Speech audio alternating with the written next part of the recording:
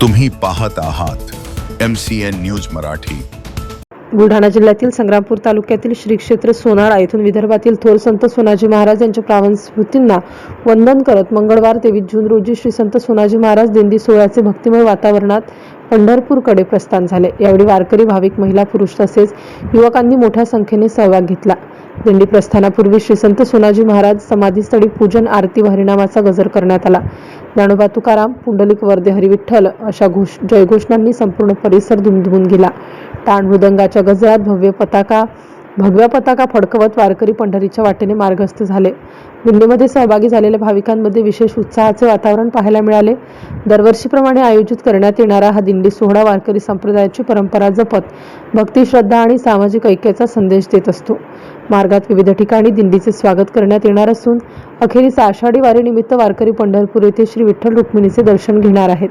या प्रसंगी दिंडी व्यवस्थापन समितीने सर्व वारकरी व भाविकांना शिस्त, स्वच्छता आणि भक्तिभाव जपत वारीत सहभागी होण्याचे आवाहन केले। MCN न्यूज मराठीकरिता कैलास खोटे, सोनाळा।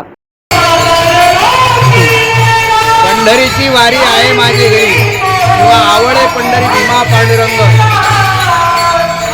या ज्ञानाप्रमाणे श्री संत सोनाजी महाराज सोनाळा यांची अविरतपणे वारी महाराज हयात असताना होती आणि त्यानंतरही गेल्या 26 वर्षापासून अविरतपणे अशा प्रकारची चालू असणारी वारी आज दिनांक 23/6/2026 या पालखीचं प्रस्थान झालेलं आहे आणि आज पालखी 200 टाळकऱ्यासह तुमची येथे मुक्कामाला जाणार आहे।